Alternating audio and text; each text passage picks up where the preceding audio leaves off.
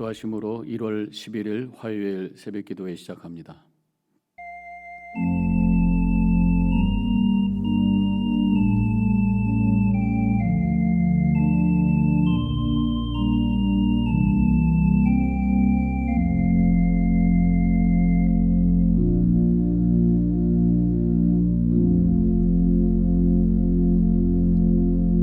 하나님 감사합니다. 하루를 시작하며 이 시간 주님 앞에 귀한 시간을 올려드리며 주님을 바라봅니다. 세상에 많은 소리가 들리지만 먼저 주님의 음성 듣기를 원합니다. 세상의 것 쳐다보기 전에 먼저 주님의 얼굴 구하오니 이 시간에 우리의 마음 주장해 주시고 우리의 시선이 주님께로만 고정되게 해주셔서 오늘도 우리의 삶이 중심 잡은 자로서 흔들림이 없이 주시는 평강 가운데 기쁨으로 찬양하며 걸어갈 수 있는 하루가 되게 하여 주시옵소서. 이 시간에 성령님 우리 가운데 임해 주셔서 우리의 마음을 옥토로 갈아주시고 하나님의 말씀에 아멘으로 응답하며 결단할 수 있도록 역사하여 주시옵소서. 감사하며 예수님의 이름으로 기도합니다. 아멘. 찬송가 393장 함께 부르시겠습니다.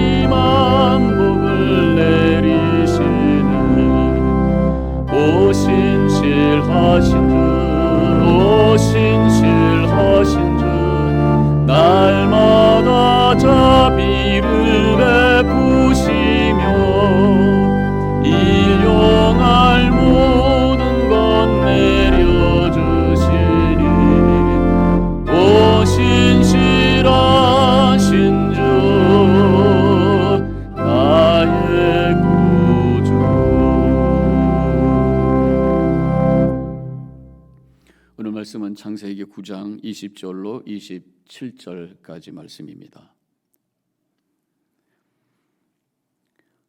노아가 농사를 시작하여 포도나무를 심었더니 포도주를 마시고 취하여 그 장막 안에서 벌거 벗은지라. 가나안의 아버지 함이 그의 아버지 하체를 보고 밖으로 나가서 그의 두 형제에게 알림해 셈과 야벳이 옷을 가져다가 자기들의 어깨에 메고 뒷걸음쳐 들어가서 그들의 아버지의 하체를 덮었으며 그들이 얼굴을 돌이키고 그들의 아버지의 하체를 보지 아니하였더라. 노아가 술이 깨어 그의 작은 아들을 자기에게 행한 일을 알고 이에 이르되 가나안은 저주를 받아 그의 형제의 종들의 종이 되기를 원하노라 하고 또 이르되 셈의 하나님 여호와를 찬송하리로다. 가나안은 셈의 종이 되고 하나님이 야벳을 창대케 하사 셈의 장막에 거하게 하시고 가나안은 그의 종이 되게 하시기를 원하노라 하였더라. 아멘.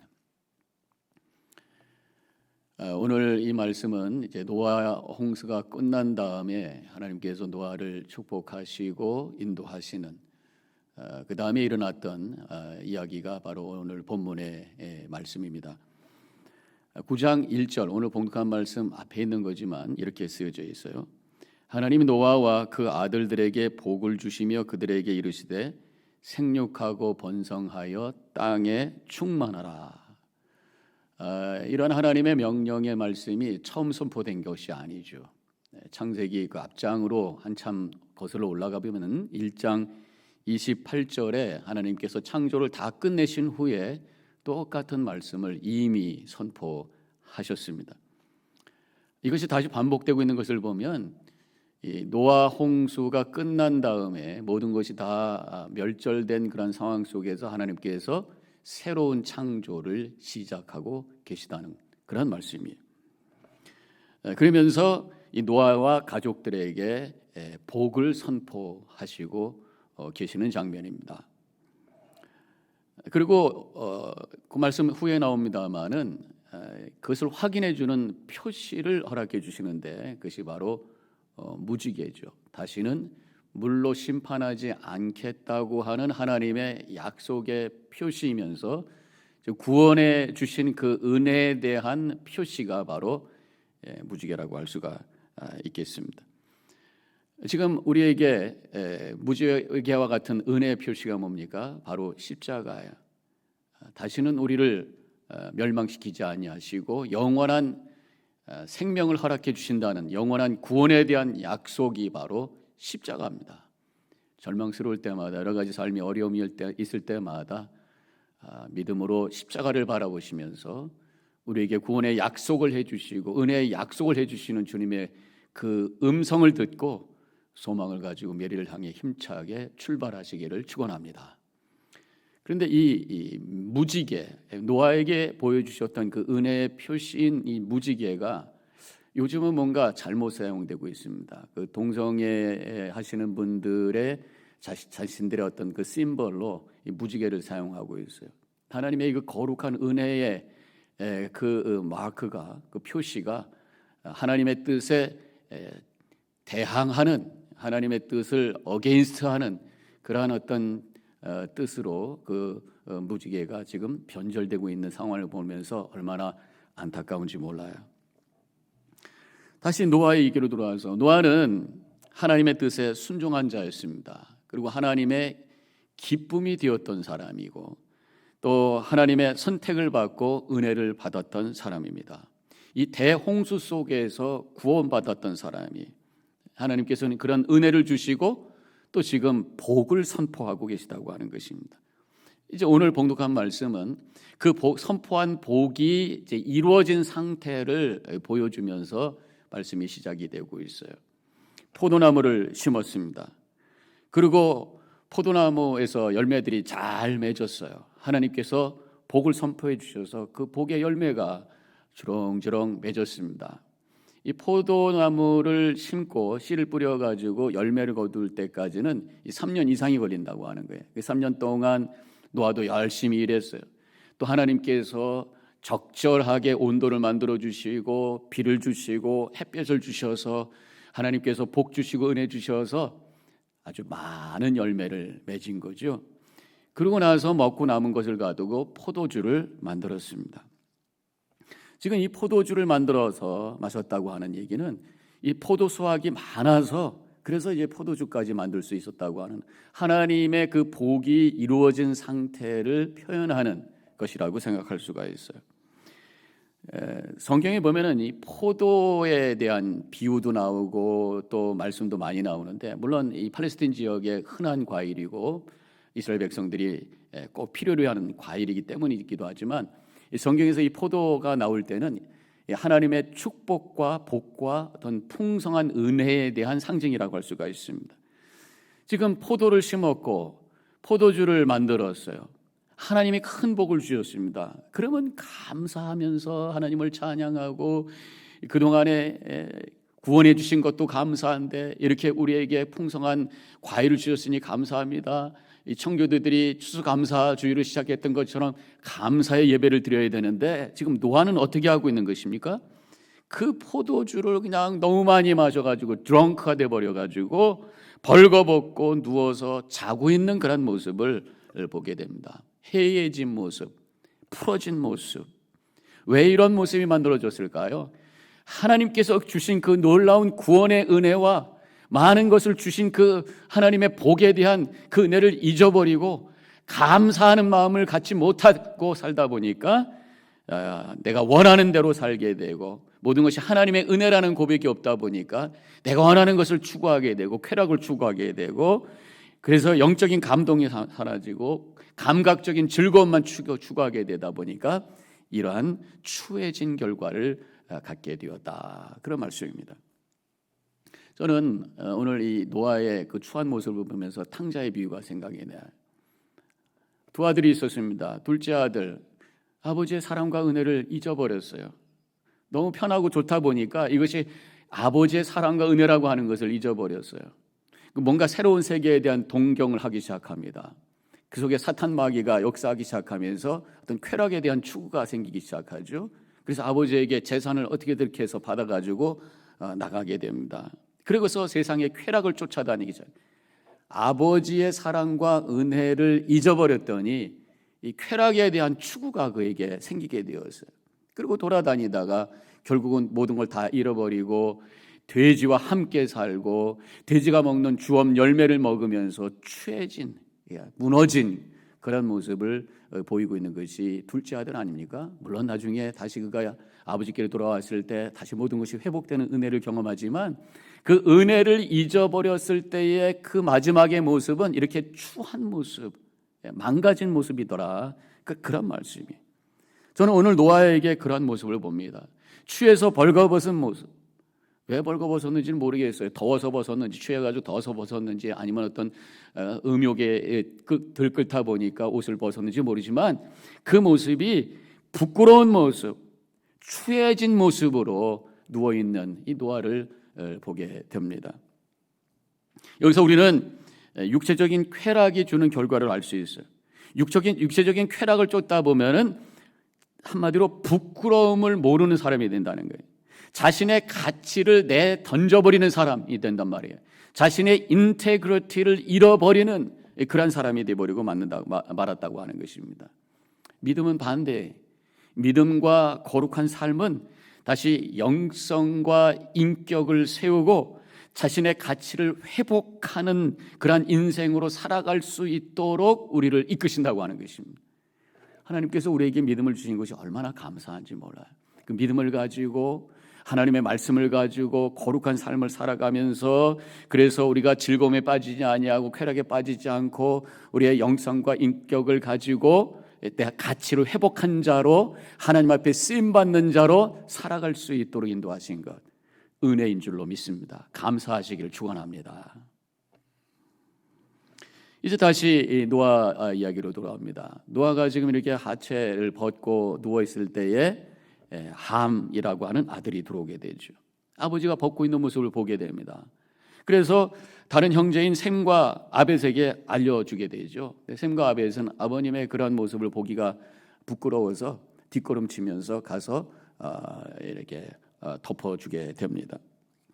이제 노아가 깨어났어요. 자신의 벌거벗은 모습을 함이 봤다고 하는 것을 알고 함을 저주하는 이야기가 오늘 본문의 말씀에 나오고 있습니다. 잠깐 그 아들에 대해서 좀 생각을 해보면, 이 야벳은 유럽인의 조상이 되었다고 하고, 이 함은 오늘 말씀에 보면 가나안의 아비 함이라, 가나안 족속이 되었고, 또 아프리카인의 조상으로 알려져 있죠.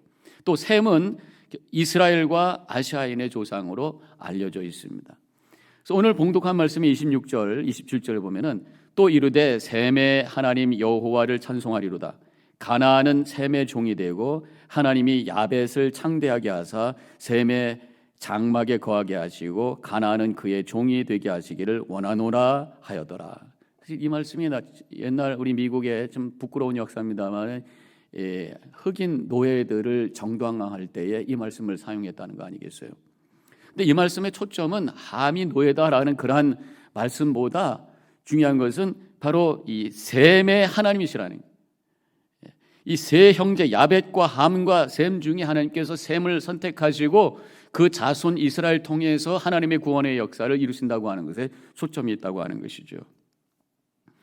이 노아가 함을 저주하는 모습을 보면서 저는 또 은혜를 잊어버렸을 때 또 한 가지의 증상을 보게 됩니다.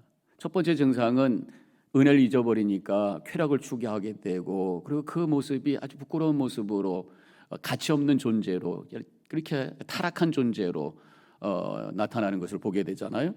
또 한 가지는 오늘 말씀을 보면 은혜를 잊으니까 다른 사람들의 잘못을 용서할 줄 모르는 사람이 되었다고 하는 것입니다. 마태복음 18장에 있는 말씀이 생각납니다. 달란트 비유에서 10,000달란트 빚을 진 사람이 임금님이 그것을 갚으라고 했을 때 능력이 없어요. 결국은 자신을 팔고 가족들을 팔아서 다 노예가 되는 판입니다. 그래서 살려주세요, 용서해주세요, 탕감해주세요 했을 때 임금이 다 탕감을 해주죠. 너무 좋아서 나오고 있는데 바로 그 앞에서 자기에게 100데나리온 빚진 사람을 만나게 됩니다. 그랬더니 가서 멱살을 잡고 돈 내놓으라고 난리를 치고 결국은 고소를 해가지고 감옥에 집어넣어버리는 그러한 얘기가 나오죠. 그때 마태복음 18장 35절에서 예수님께서 이렇게 말씀하십니다. 너희가 각각 마음으로부터 형제를 용서하지 아니하면 나의 하늘 아버지께서도 너희에게 이와 같이 하시리라. 그렇게 말씀하셨어요. 하나님께로부터 우리가 용서받은 것을 잊고 하나님의 은혜를 잊어버리고 다른 사람들에게 은혜를 베풀고 용서할 줄 모른다면 하나님의 용서와 은혜가 사라질 수도 있다, 무효가 될 수도 있다. 그런 말씀으로 이 말씀을 우리가 보게 됩니다. 오늘 우리가 중요한 메시지는, 오늘 이 노아 이야기를 통해서 우리가 기억해야 될 중요한 초점은 하나님의 은혜를 잊지 말아야 될 줄로 믿습니다. 하나님의 은혜를 기억해야 되는 거예요. 믿음의 여정 중에 가장 기본적인 것이 하나님의 은혜를 고백하고 그것을 기억하고 감사하면서 살아가는, 이게 바로 예배입니다. 예배를 통해서 하나님의 은혜가 기억되는 것입니다. 하나님의 은혜를 잊어버리면 이렇게 다른 사람을 정죄하고 용서할 줄 모르는 그런 사람, 본인은 그것을 공의라고 얘기하지만 하나님의 눈으로는 배은 망덕이 되는 거예요. 내가 용서해 주었구만, 너는 다른 사람 용서하지 못하고 공의를 한다고 너는 배은 망덕하구나, 그렇게 말씀하실 거란 말이죠. 오늘 은혜를 잊을 때 생기는 두 가지의 모습을 우리가 함께 나눴습니다. 육신의 쾌락을 추구하다 결국은 인테그리티를 잃어버린 그런 부끄러운 삶을 살게 된다고 하는 것입니다. 죄는 우리 존재의 가치를 떨어뜨린다고 하는 것입니다. 또 한 가지는 다른 사람을 용서할 줄 모르는 사람, 하나님의 은혜를 잊어버렸을 때 다른 사람을 용서할 줄 모르는, 사랑과 은혜를 나눌 줄 모르는 그런 사람이 되어버리고 만다고 하는 거죠. 오늘 이 아침에 다시금 십자가를 바라보시고 우리에게 베풀어 주신 하나님의 은혜를 진심으로 감사하고 고백하며 그 은혜에 응답하는 삶을 통해서 하나님께 영광 돌리기로 결단하며 하루를 출발하는 우리 모든 성도님들이 되어주시기를 주님의 이름으로 간절히 축원합니다. 기도하십시다. 오늘 말씀을 통해서 우리에게 주신 은혜를 다시 한번 기억하시기 바랍니다. 예수 그리스도를 통해서 주신 구원의 은혜, 하나님께서 우리에게 주신 창조의 은혜, 성령께서 우리를 인도하시는 성화의 은혜, 우리의 삶의 모든 것이 하나님의 은혜인 것을 고백하며 주님 매일매일 하나님의 은혜를 고백하며 감사하며 그래서 거룩한 삶을 살아가기를 원합니다. 하나님의 영광 돌리는 삶을 살기를 원합니다. 잠깐 기도하겠습니다.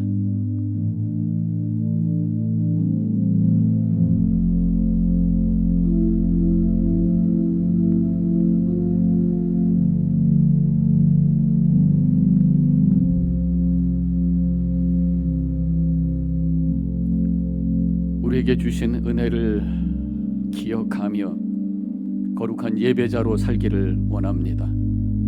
그래서 우리의 삶이 깊은 영성과 또 하나님의 뜻을 이루는 거룩한 삶으로 우리의 가치를 회복한 자로 하나님께 쓰임받는 인생이 되어지게 하여 주시옵소서. 하나님의 은혜를 기억함으로 다른 사람을 품을 수 있는 넓은 마음, 그 은혜를 흘려보냄으로 용서할 수 있는 너그러운 마음 저희들 갖게 하여 주옵소서. 그래서 우리 주변에 하나님 나라를 이루며 하나님의 영광 돌리는 복된 삶을 살게 하여 주시옵소서. 이제는 우리 주 예수 그리스도의 은혜와 하나님 아버지의 극진하신 그 사랑과 성령의 감화감동 교통하심이 결단하고 나아가는 이 자리에 있는 모든 성도님들 머리 위에 지금부터 영원히 함께 하시기를 간절히 축원하옵나이다. 아멘.